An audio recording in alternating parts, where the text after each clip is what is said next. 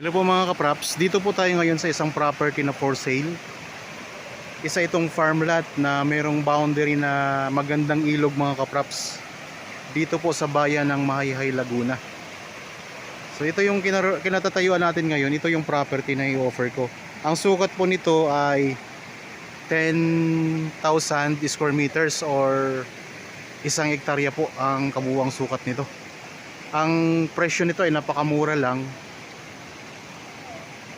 At ang kagandahan nito, pwede itong tamnan ng mga gulay mga kapraps kasi mataba ang lupa. At pwede rin po kung sakaling gusto nyong i-develop as resort, pwede kasi tabing ilog po siya. Ayan, ang ganda. So ito yung boundary na ilog mga kapraps. At yan po ang property mula po doon sa punong yun. Ay mga kapraps, yan sa punong yun, yan po ang boundary niya. Ito yung naka-front sa ilog. Yan yung naka-front sa ilog mga kapraps. Tapos yung sementadong yan na may mga bumabagsak na tubig, yan po ay irrigation naman. So may irrigation dito sa gilid ng ilog. Ang ganda mga kapraps oh. Yan, dito pwede kayong dito. Pwedeng maligo. Medyo malalim po ang nito, ang part na ito. Tapos pwedeng mag-swimming kayo dyan. So pwede talaga siya mga kapraps para gawing resort. Tara, puntahan natin yung taas nito. Kasi ang lupa, ito yung cement ng ilog eh. Ang lupa mga kapraps, naka-elevate po siya mula dito sa ilog mga kapraps. Yan, ito yung ilog oh. So elevated po. Mas mataas po yung property kaya wala po tayong problema sa baha dito. Ito ay may sakop din na palayan. Tapos tinatamnan po ito ng mga gulay sa ngayon. Pagpunta dito sa property mga kapraps ay daang tao pa lamang po. So hindi pa pwedeng ipasok kanyang sasakyan dito. Tara, puntahan natin yung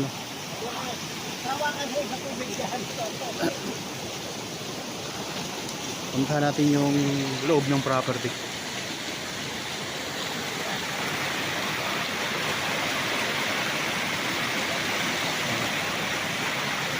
Ang ilog niya. Kasi ang kaharap natin na property din.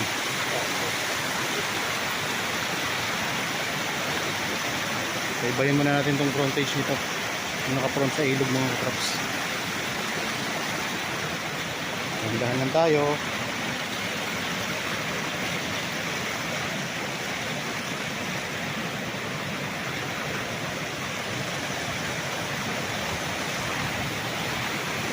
Hanggang dito yung boundary nito eh. Ayan. So mayroon nga parang man-made falls dito mga kapraps oh. Ayan, man-made falls.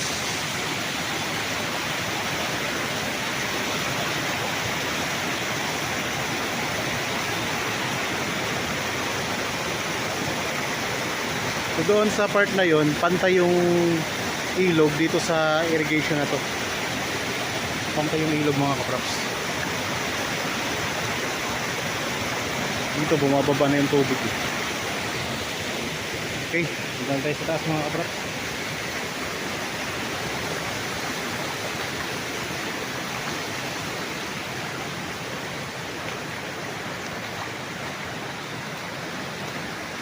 Sa mga interested po, pwede kayong magpa-schedule sa amin ng actual viewing dito sa property. Ang layo nito sa Barangay Road na Simentado ay nasa 300 meters lang. Pahawak naman ako rin.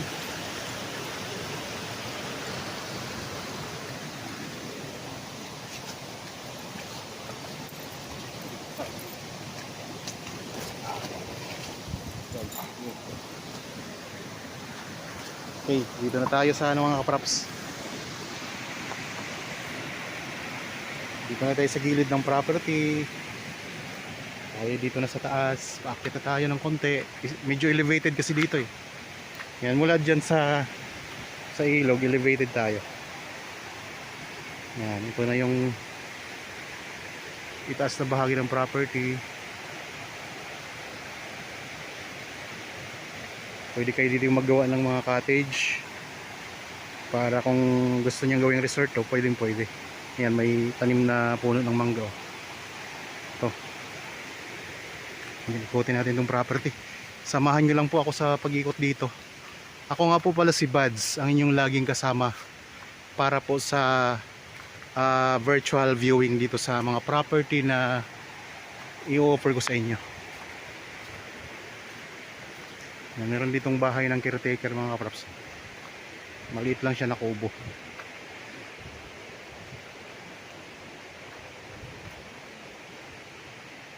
Meron tayong dadaanan ng mga kulay na maliliit na kawayan. So dito kasi sa taas meron din siyang irrigation. Yan. So yan yung ilog mga kapraps. Pinanggalingan natin kanina. Yan, irrigation din dito.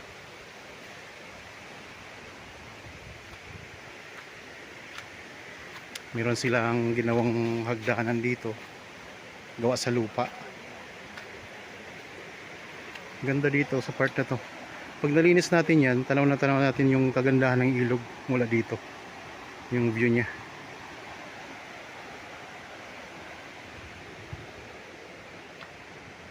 Okay. Dito may mga tanim sila ng mga puno ng saging. Ayan mga kapraps. Kasi ito yung kubo nila. Initira ng caretaker ngayon. Sa ngayon, tinatamnan nila ng mga gulay. Yan, may mga tanim tayo dito ng mga talong. Ilang pitak na ang palaya ng sakop nito, Kuya Chris? 10. Okay, may sakop pala itong 10 pilapil na kawayan. 10 pilapil ng palayan. Yan, ito yung mga tanim niya ngayon. Mga yan. May mga okra. Dito mga okra ang tanim, no? May mga okra, may mga talong din.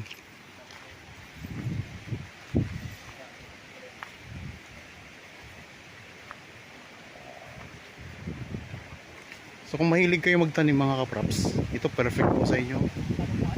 Mga gulay. Tapos may mga saging din dito.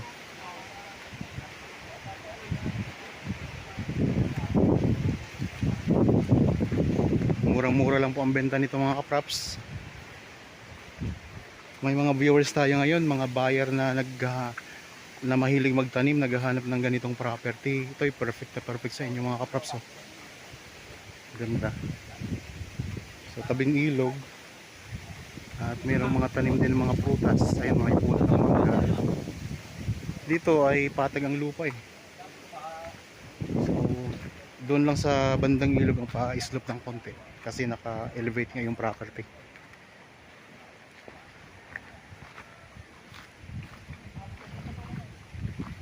Tingnan natin yung, ipakita ko rin sa inyo yung palayan kasama dito. Kasama pa to? Kubo. Hindi pa gawa.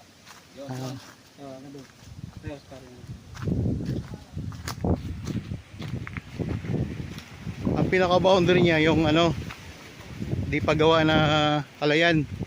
Ito kuya. Ito ang boundary.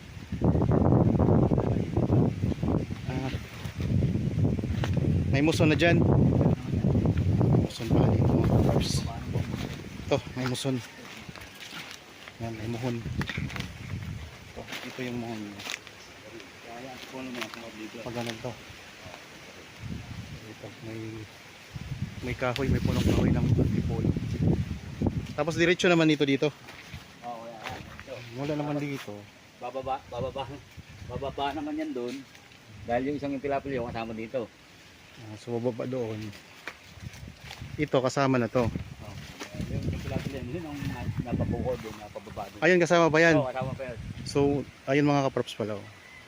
Itong palayan na to kasama, tapos yun. Walang gawang palayan, yan kasama dito. Ito hindi na to kasama. So ang kasama po natin pag ganun po mga kaprops, pag ganun. Tapos pag ganun. 10 pitak. 10 pitak na palayan ang kasama dito, sakop sa property. Kasi ito ay 1 hektarya nga po mga kaprops, ang buong sukat. Ang ganda pa ng mga view dito kasi may mga mountain views tayo. Hindi lang natin ngayon matatanaw kasi natatakpan ng ng mga ulap. Ayun, oh, mga mountain views mga kaprops.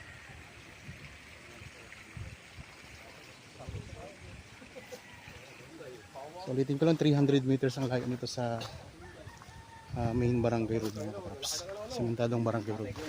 Ang taho no.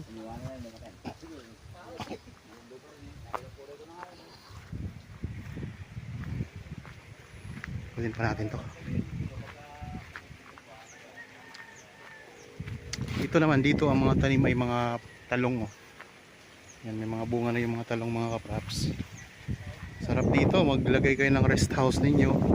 Ito sa paligid ng inyong rest house palibot ay may mga gulay kayong tanim. Tapos pag tumingin naman kayo sa banda rito, ayan ang matatanaw nating view mga kaprops.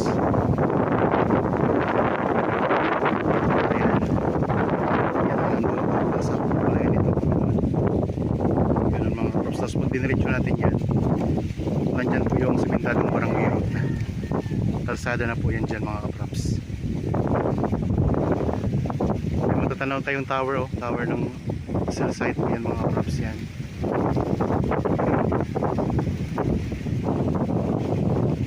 Ito ay sa bayan po na Magdalena, Laguna. Hindi. Ito ay sa bayan po pala mga kaprops ng Mahayhay, Laguna. So katabi na rin po ang Mahayhay kasi ng Magdalena. Sarap ng hangin, ah. Meron pa kayo ditong kubo na tambayan mga kaprops, oh. So dito pwede tayong tumambay. Upo muna tayo dito. Sarap. Oh, may papaya na, sayang yung papaya natumba.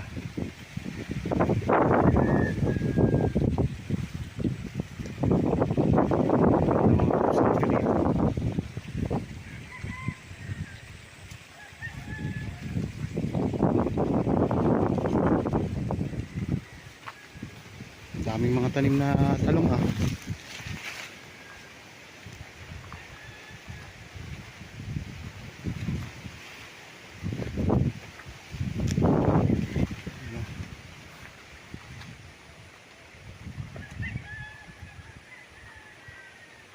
May mga bunga ng maliit pa nga lang ang bunga nito.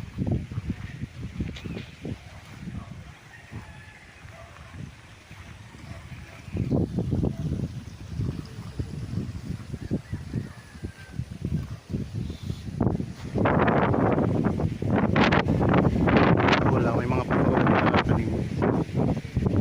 May mga kaprops, may mga patola din na tanim.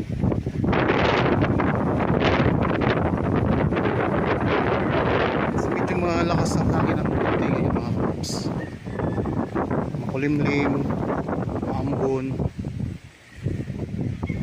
Papaya po. Ulitin ko lang po mga kaprops, ha. Ang property na ito ay isang farmland.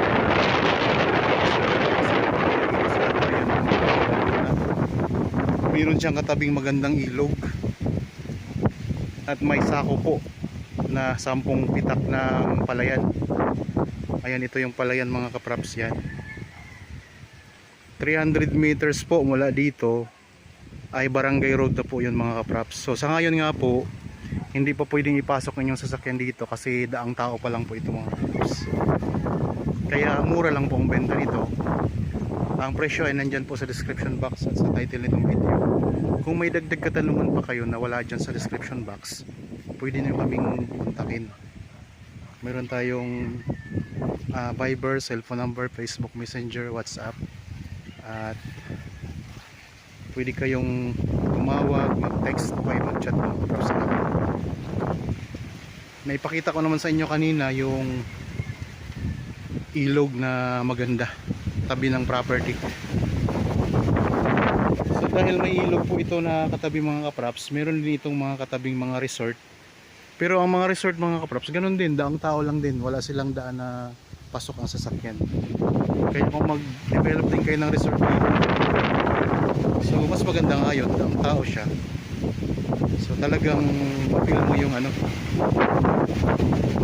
nasa ano ka, probinsya ka, maglalakad ka papasok doon sa property.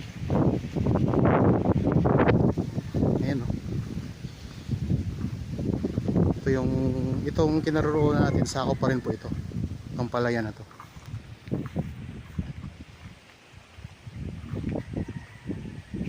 Ikot ko lang po ang camera mga kapraps. So yan yung pong property, boundary niya. Pag ganun. May mountain views tayo doon. So ito yung may mga tanim ng mga gulay, iba't ibang gulay. Talong, merong okra, merong patola. May mga puno ng saging, meron din naman tong tanim na puno ng mangga. Okay, sana nagustuhan nyo po itong property na in-offer ko sa inyo ngayon mga kapraps. Para po sa mga bago pa lang sa aking channel at napadaan lang dito sa aking channel, huwag nyo pong kalimutang mag-subscribe at pindutin na rin po ang notification bell para maging updated kayo sa mga bagong property na i-offer namin. Maraming salamat po, lagi tayong mag-iingat at God bless po sa ating lahat mga kapraps.